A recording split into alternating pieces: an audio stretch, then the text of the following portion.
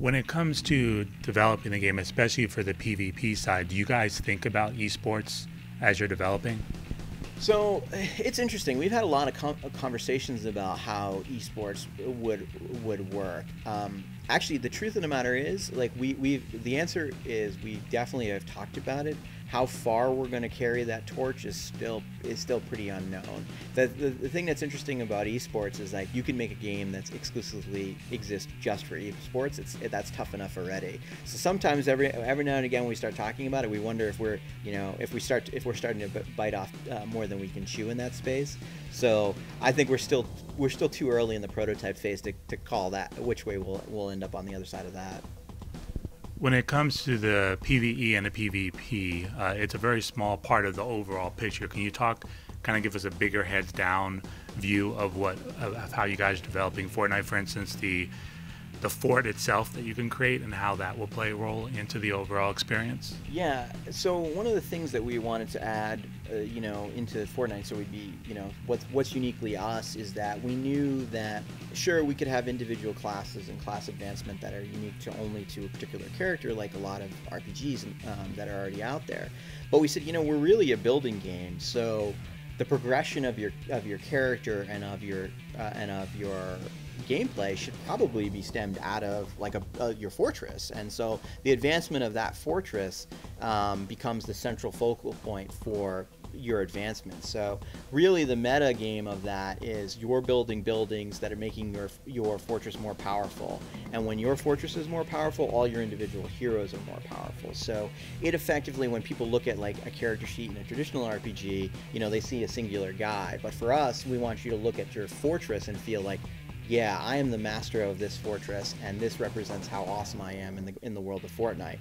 And my heroes that I go into combat with are just one aspect of the gameplay and my power level. My overall strength and my home base, the kind of buildings I have, how I've configured, have I put a bunch of guys to man the walls of the armory, and that's giving me free guns when I get into the game, or I've built a hospital inside my fortress, and that's giving my guys passive regeneration when we get into the action part of the game.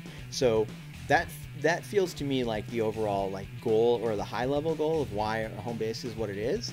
And then on top of that, we wanted to give players a space in the long run, and this is certainly going to be in the medium term, is where they can build a persistent space of, I'm building a fortress in this zone that sort of like is what protects my overall home base. There's a fortress in the center and it protects it, and that's where players can go to build like persistent aspects of forts, so they can try different experimental fort designs. They can try certain trap layouts, and then they can throw a lever and have bad guys come attack them and really try out this persistent thing, and then throw a lever and it resets and refreshes all the buildings and restores it back to full, and then they can try it again. And it's sort of a place where they can tinker around. And the flip side is we can imagine that being a place where players could also go to make cool looking buildings as well, and cool looking fortresses, and sort of show off those things. So that part of the game is sort of still evolving, but it feels like it has, because of the game systems of Fortnite and all the building aspects, it feels like there's a lot of room to grow into that area. And that would all be for multiplayer as well. You can invite friends. Yeah, we totally want everything we've developed from the beginning. Like all for the entirety I've been on the project, we've always had like co-op working. We wanted that from the very beginning. So same thing will be true there. We want to be able to invite other people into those spaces so they can at very least check it out, and more likely so they can play with you in those areas. And that's really important to us, because building is fun. It was more fun when there's multiple people involved. Epic's roots have always been dating back to the early days, the PC, but never necessarily the free-to-play space. Creatively, what has that opened up for you guys, not having to worry about, we have to get this on a disc? Yeah, so I would say it's actually a little bit less about the business model of free-to-play and more about the fact that we're moving on to an online living project. So,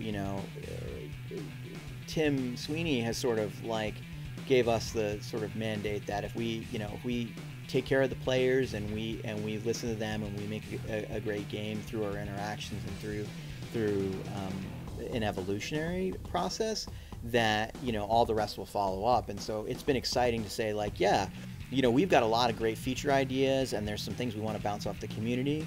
It's really been a great thing to say, like, yeah, but it's okay because we're not printing this to a disk. We can just turn around and say, you know what, we're going to put this on the long list, and maybe 3 months later we'll be able to get back to it, and we'll be able to iterate with and making features better with the community over time. So it's really the change from the old console model over onto to sort of the evolution of online.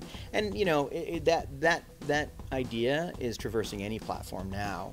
Everybody's sort of moving them into the modern age here with regards to online games, and so it is the living model that sort of prevents that freedom, and it's got everybody excited, because that means within reason there are good chances that some really badass stuff that might have gotten cut on a shorter timeline get to live on a list, and 3 months from now we'll take that idea back up and get it back in the game, and that's exciting for everybody.